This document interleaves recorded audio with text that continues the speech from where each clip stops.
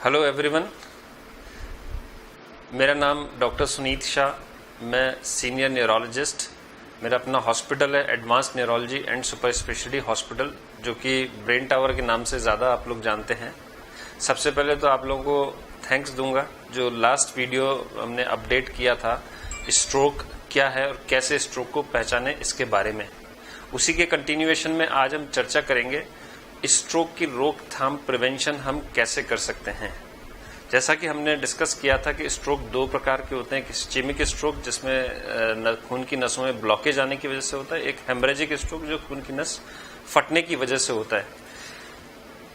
जो risk factors होते हैं दो प्रकार के होते हैं, एक मॉडिफाइबल रिस्क फैक्टर जिनको हम लोग कंट्रोल कर सकते हैं, एक अनमॉडिफाइबल रिस्क फैक्टर। अनमॉडिफाइबल रिस्क फैक्टर्स होते हैं जैसे हमारी रेस, जाति क्या है, उम्र क्या है, किस एरिया में हम लोग रहते हैं, जेनेटिक्स क्या है, इन चीज़ों को हम चेंज नहीं कर सकते। लेकिन कुछ मॉडिफाइबल रिस्क फैक्टर्स होते हैं जिनकी वजह से स्ट्रोक होता है, जैसे कि ब्लड प्रेशर है, हाई कोलेस्ट्रॉल है, मोटापा है, डायबिटीज़ है, खून की कमी, पुअर न्यूट्रिशन है, पुअर फिजिकल एक्टिविटी है, एट्रियल फिब्रिलेशन है। ये कुछ कारण हैं जिनको हम लोग कंट्रोल कर सकते हैं, इम्प्रूव कर सकते हैं। तो आज हम इन्हीं के बारे में चर्चा करेंगे। सबसे इम्पॉर्टेंट कारण है आज की तारीख में फिजिकल इनएक्टिविटी। आज हम लोग लग्जरी लाइफ के आदी हो गए हैं, एक्सरसाइज, फिजिकल एक्टिविटी काफ़ी कम हो गई है। यदि हमें स्ट्रोक से बचना है तो हमें रेगुलर फिजिकल एक्सरसाइज करना बहुत ज़रूरी है। At least 150 minutes per week of moderate exercises और 75 minutes of vigorous exercise per week हर हफ्ते हमें करना बहुत ज़रूरी है। इससे हमारा स्ट्रोक का रिडक्शन करीब करीब 20 से 22% होता है। दूसरा इंपॉर्टेंट रिस्क फैक्टर है ब्लड प्रेशर, जो कि 70% केसेस में, स्ट्रोक के केसेस में बढ़ा हुआ होता है। और हमारे हिंदुस्तान में करीब 35-36% इसका प्रेवलेंस है स्ट्रोक का। लेकिन काफ़ी लोग होते हैं जिन्हें मालूम ही नहीं होता कि हमारे को ब्लड प्रेशर है। तो दोस्तों, एक तो हमें एनुअल ब्लड प्रेशर चेकअप कराना चाहिए, और ख़ास तौर से उन लोगों में जिनकी फैमिली हिस्ट्री ब्लड प्रेशर की है, रेगुलर चेक कराएं।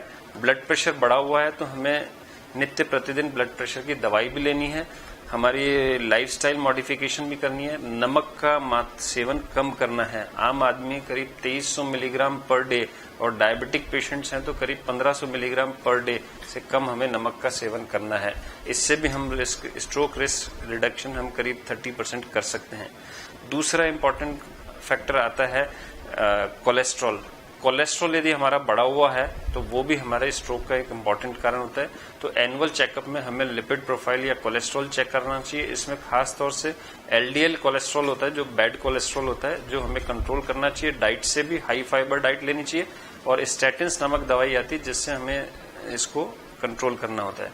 मोटापा एक दूसरा इम्पॉर्टेंट कारण है।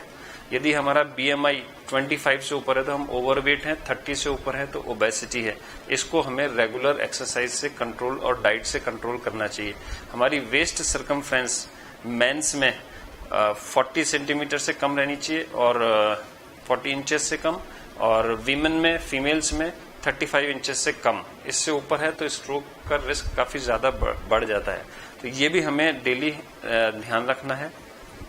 डायबिटीज़ जिन लोगों को है, करीब 30% पेशेंट्स जो होते हैं डायबिटीज़ के, उनमें स्ट्रोक एसोसिएटेड होता है, तो उसको भी हमें कंट्रोल करना है। रेगुलर चेकअप करना है, शुगर की दवाइयाँ लेनी है, डाइट से, एक्सरसाइज से उसको कंट्रोल करना है।